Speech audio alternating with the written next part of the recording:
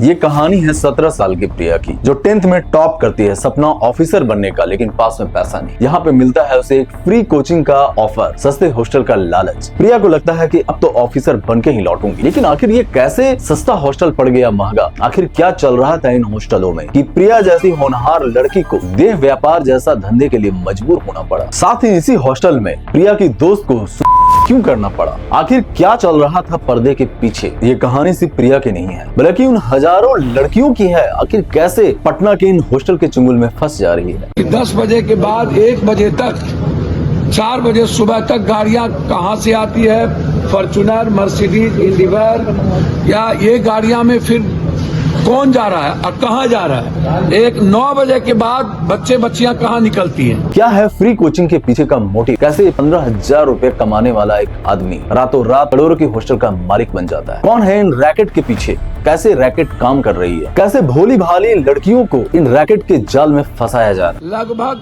Laws का बेटा दलाल है, लगभग लॉज का मालिक दलाली करता है। वीडियो को अंत तक जरूर देखिएगा। कैसे ये जीवन बनाने वाला हॉस्टल आखिर लड़कियों के जीवन को बर्बाद कर रहा है। पटना बिहार का एक एजुकेशन हब है। लाखों लड़के और लड़कियां यहाँ पे अपनी जिंदगी बनाने के लिए आते हैं। लड़कों का तो एडजस्टमेंट आसानी से हो जाता है, बट जहाँ बात गर्ल्स की होती है, उनको चाहिए होता है सेफ्टी। बिहार में लड़कियों के लिए हायर एजुकेशन एक बहुत बड़ा चैलेंज है। बचा लीजिए, बच्ची डरी हुई है, बच्ची डर के कारण पिता लेके चला न जाए, वह लॉज के खिलाफ बोलना नहीं चाहती है। बिहार के ज्यादातर पेरेंट्स अपने लड़कियों को बाहर पढ़ाने के लिए राजी नहीं होते, बट हाल के सालों में ये ट्रेंड थोड़ा सा चेंज हुआ है। और अगर 10th और 12th में अच्छे मार्क्स आ जाएं, तो पेरेंट्स को कन्विंस करने में आसानी होती है। बट अगर पैसा ना हो तो और भी मुश्किल। बट यहाँ पे स्कैमर एक लालच देते हैं फ्री कोचिंग का और सस्ते हॉस्टल का जुगाड़ का। अब जैसे ही लड़कियां पटना हॉस्टल्स में आई, ये हॉस्टल एक ट्रैप लेके उनका इंतजार कर रहा होता है। और ये ट्रैप काम करता है 3 तरीके से, जिसमें पहला तरीका है इनको ब्रेन वॉश करने का।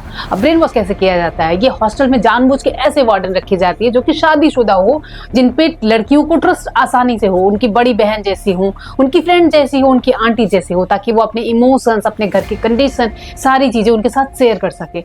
अब इसी के कड़ी में इन्हीं हॉस्टल्स में 4-5 लड़कियां इन्हीं रैकेट का हिस्सा होती है, जो अपनी लग्जरी लाइफ को फ्लॉन्ट करती हैं, जिसमें महंगे आईफोन, महंगी घड़ियां, ब्रांडेड कपड़े, डेली का क्लब, डिस्को और महंगे महंगे गिफ्ट। ये जो लड़कियां हैं, इन्हें समझ ही नहीं आता कि वो इतनी लग्जरी लाइफ जी रही हैं। भोली भाले लड़कियों को फंसाने के लिए ये शातिर लड़कियां जानबूझ के इन्हें आदी करती हैं। कैसे? महंगे गिफ्ट्स देके, इन्हें डेली पार्टी में ले जाके, क्लब डिस्को करा के। अब जब ये गाँव की भोली भाली लड़कियां जब इन सब चीजों की आदी हो जाती हैं, तो इन्हें जरूरत पड़ती है पैसों की। और ये वार्डन, रैकेट वाली लड़कियां इन्हें जॉब ऑफर करवाती हैं, वो भी स्पा सेंटर। और इन्हीं के अगली कड़ी में इन्हें ये तक कहा जाता है कि अरे पैसे की नीड है तो क्या हुआ, कुछ बॉयफ्रेंड्स बना लो, सब करते हैं, कुछ फर्क नहीं पड़ता, तुम्हारी सारी नीड पूरी होगी, तुम भी ऐसी लाइफ जी सकते हो। और इस लाइफ को दिखा के उन्हें ऐसी चीजों में धकेला जाता है। एक boyfriend, 2 boyfriend, boyfriend to boyfriend, ये उन्हें पता तक नहीं चलता कि ये कोई बॉयफ्रेंड नहीं, वे उन लड़कियों के क्लाइंट होते हैं जो उनकी प्लानिंग में, इनके इस बिजनेस में धकेलने का काम करते हैं। और जब तक इन लड़कियों को पता चलता है कि वो अब एक आम कोई गर्ल नहीं रही, वो एक गर्ल बन चुकी है, तब तक बहुत देर हो चुका होता है। और जब तक इन चीजों से वो निकलने की कोशिश करती हैं, तो ये पूरा गिरोह उन्हें इस तरीके से ब्लैकमेल करता है, उनके फोटोज, वीडियोस को लेके कि आपकी फैमिली को भेज दिया जाएगा या इंटरनेट पे डाल दिया जाएगा। तो ये लड़कियां इस तरीके से फंस के रह जाती हैं कि अब वो इसी बिजनेस का पार्ट बन के रह जाती है, कितने भी चाहने, अपने हाथ पैर मारने या फड़फड़ाने के बावजूद भी। अब ऐसा है कि ये तो वो लड़कियां थी जो कुछ इन्फ्लुएंस हुई, पर ऐसा तो है नहीं कि सब इन्फ्लुएंस हो जाएंगे। इनके लिए इनके पास दूसरा प्लान रेडी होता है, हिडन कैमरा का। ये इनके रूम, इनके वॉशरूम, बोर्ड के स्विच के पीछे, मिरर के पीछे हिडन कैमरा लगाते हैं। उनके कुछ ऐसे प्राइवेट मोमेंट्स, जैसे कोई कपड़े चेंजिंग के मोमेंट या ऐसा कोई अश्लील वीडियो रिकॉर्ड करके इनके ब्लैकमेल किया जाता है और इन्हें कुछ भी करने के लिए मजबूर किया जाता है, वही फैमिली, पेरेंट्स और इंटरनेट पे वीडियो डालने की धमकी देके। और तीसरा तरीका इनका है ड्रग। बिहार में जब से शराब बैन हुआ है, तब से सूखा नशा काफी ट्रेंड में है। और ये सूखा नशा जिसमें ब्राउन शुगर भी शामिल है, वो इन हॉस्टल्स के आसपास बहुत ज्यादा मात्रा में बिकता है। आपको यकीन नहीं होगा, इन बिजनेस में लड़कियां, लेडीज तक इन्वॉल्व है। अब जब ये ड्रग्स की आदी हो गई, तो फिर वही चेन चलता है कि ड्रग्स की आदी हो गई तो पैसे चाहिए, किसी भी हाल में चाहिए। और ड्रग्स वाला मामला तो इतना बुरा होता है कि वो कुछ भी करने को रेडी होती हैं, बस उन्हें किसी भी हाल में वो माल चाहिए और माल के लिए पैसा चाहिए।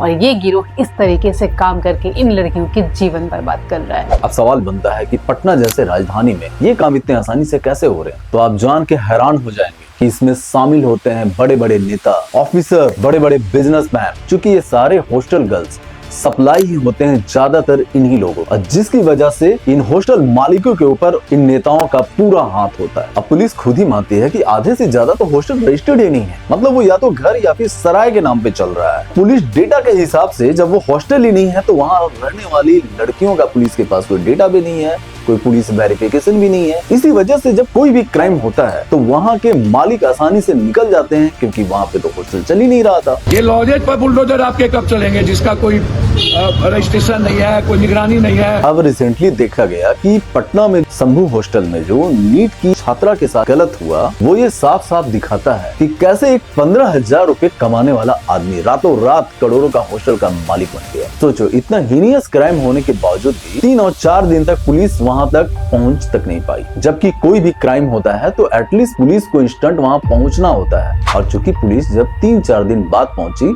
तो सारे सबूत वहां से गायब थे। सोचो, सीसीटीवी तो है बट फुटेज गायब, सारे बेडशीट अच्छे तरीके से वॉश किया हुआ था, कर्टेन्स हटाए हुए थे, मतलब मिला जुला के सारे सबूत वहां से गायब। अब मैं पहले ऑलरेडी बता चुका हूँ कि ये सारे हॉस्टल मालिक इतने पावरफुल होते हैं और इनके नेताओं से कितने अच्छे रिश्ते होते हैं कि 10 बजे के बाद 1 बजे तक 4 बजे सुबह तक गाड़ियां कहां से आती है, फॉर्च्यूनर, मर्सिडीज, इंडिवर, या ये गाड़ियां में फिर कौन जा रहा है और कहां जा रहा है, क्या दिक्कत है इसको देखने में। 9 बजे के बाद बच्चे बच्चियां कहां निकलती हैं। दैनिक भास्कर अपने काफी सारे रिपोर्टरों को स्टिंग पे लगाया और यहाँ से काफी सारे आश्चर्यजनक बातें सामने आई। किस तरीके से हॉस्टल के आसपास खुलेआम ब्राउन शुगर बेचा जा रहा है, कुछ एजेंट इतने पावरफुल हैं, खुलेआम हॉस्टल की लड़कियां को सप्लाई किया जा रहा है। वैसे तो बिहार के लिए ये कोई नई बात नहीं है, आज से 8 साल पहले हम लोग देख चुके हैं मुजफ्फरपुर में शेल्टर होम का। फर्क बस इतना था कि ये प्राइवेट हॉस्टल है और वो एक गवर्नमेंट फंडेड एनजीओ था। सोचो, ऐसा एनजीओ जहाँ पे 7 से 17 साल की बच्चियां रहती थी और जिसको जबरदस्ती नशे का इंजेक्शन देके और उसे बड़े बड़े नेताओं के पास भेजा जाता था, और जो इसका विरोध करती थी उसे मार के वहीं पे दफना दिया जाता था। सोचो, ये बात कभी पता नहीं चलता। इसकी एक रिपोर्ट में पता चला, जब उसे शक हुआ, जब मेडिकल करवाया गया, तब जाके बातें सामने आई कि 44 लड़की में से लगभग 34 से 35 लड़कियों का की पुष्टि, और उसका जो मालिक था ब्रजेश ठाकुर, वो इतना पावरफुल था कि उसकी दोस्ती बिहार के पूर्व कल्याण मंत्री मंजू वर्मा के पति से था। आगे जाके मंजू वर्मा को इस्तीफा देना पड़ा था इसी विवाद के कारण। तो अब सोचने की बात है कि आखिर लड़कियां बेचारी कहाँ जाए। वो गवर्नमेंट अनाथालय में रहे तो अनसेफ है, प्राइवेट हॉस्टल में रहे तो अनसेफ है, तो आखिर कहाँ जाए। अब देखो भाई, गवर्नमेंट तो यहाँ पे सो रही, और अगर सेफ्टी रखना है तो हमें जागरूक होना पड़ेगा। सबसे बड़ी बात तो है कि ये फ्री के चक्कर में न फंसे और सस्ते हॉस्टल के चक्कर में तो बिल्कुल न फंसे। अगर ऐसा कोई ऑफर मिले तो सबसे पहली बात तो है कि आप इन्वेस्टिगेट करें। दूसरी बात, अगर आपकी भी बहन या बेटी अगर ऐसे हॉस्टल में पढ़ाई कर रही है तो सबसे बड़ी बात है कि उसके साथ फ्रेंडशिप वातावरण रखें, ताकि वो ऐसा कुछ हो भी वो आपको सच बता सके और आप उस पर ट्रस्ट कर पाए। तीसरी चीज है कि जो गर्ल्स हॉस्टल में रह रही है और उनके हॉस्टल का वातावरण में अगर कुछ डाउट है तो एटलीस्ट खुल के उसका विरोध करें, खुल के बताएं। आज के डेट में तो सोशल मीडिया पर भी आवाज उठाने के लिए एक इतनी अच्छी प्लेटफॉर्म है, एटलीस्ट खुल के बोला जाए, बताया जाए कि वहाँ पे क्या चल रहा है, कि ताकि आगे होने वाले घटनाओं से बचा जा सके। और वीडियो को ज्यादा से ज्यादा मात्रा में शेयर करें और लाइक करें, सब्सक्राइब करें। मिलते हैं किसी और वीडियो।